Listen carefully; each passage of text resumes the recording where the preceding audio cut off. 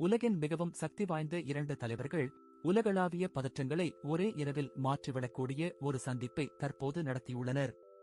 G ஜின்பிங்குடனான மிக முக்கியமான பேச்சுவார்த்தைகளுக்காக Donald Trump Beijing வந்தடைந்தார். மேலும் இது மிகவும் நெருக்கடியான ஒரு காலகட்டத்தில் நடைபெற்றுள்ளது. அமெரிக்கா ஈரான் மோதல், கச்சா எண்ணெய் சந்தை பீதி, தைவான் பதற்றங்கள் மற்றும் உலகளாவிய வர்த்தக நிச்சயமற்ற தன்மை ஆகியவற்றை உலகம் ஏற்கனவே எதிர்கொண்டு வருகிறது. எனவே இந்த சந்திப்பு உடனடியாக இந்த ஆண்டின் மிகப்பெரிய புவிசார் அரசியல் நிகழ்வுகளில் ஒன்றாக மாறிவிட்டது. ட்ரம்பின் கூற்றுப்படி சீனா ஈரானுக்கு இராணுவ தளவாடங்களை வழங்காது என்று அமெரிக்காவிடம் ஜி ஜின்பிங் உறுதியளித்துள்ளார். அந்த ஒற்றை அறிக்கை ஒரு பெரிய பிராந்திய போர் நடக்கும் என்ற அச்சத்தை உடனடியாக தணித்தது. உலகளாவிய சந்தைகள் மிக வேகமாக இதற்கு எதிர்வினையாற்றின.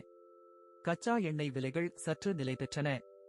பங்குச்சந்தைகளில் நிம்மதிக்கான அறிகுறிகள் தென்பட்டன.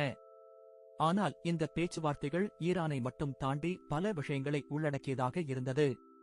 வர்த்தக வரிகள், தொழில்நுட்ப கட்டுப்பாடுகள், தைவான் மற்றும் உலகளாவிய எரிசக்தி விநியோகத்திற்காக ஹார்முஸ் ஜலசந்தியை திறந்து வைப்பது குறித்தும் இரு தலைவர்களும் விவாதித்தனர். அமைதியை நிலைநாட்டவும் ஹார்முஸ் ஜலசந்தியை பாதுகாப்பாக மீண்டும் திறக்கவும் உதவுவதற்கு ஜி ஜின்பிங் முன்வந்ததாக ட்ரம்ப் தெரிவித்தார். இருப்பினும் பதற்றங்கள் இன்னும் ஆபத்தான நிலையிலேயே தொடர்கின்றன.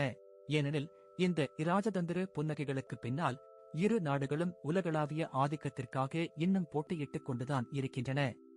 ஒரே ஒரு சந்திப்பு, இரண்டு வல்லரசு நாடுகள், உலகெங்கிலும் உள்ள கோடிக்கணக்கான மக்களை பாதிக்கக்கூடிய முடிவுகள். எனவே இந்த உச்சிமாநாடு பதற்றங்களை குறைக்கும் என்று நினைக்கிறீர்களா?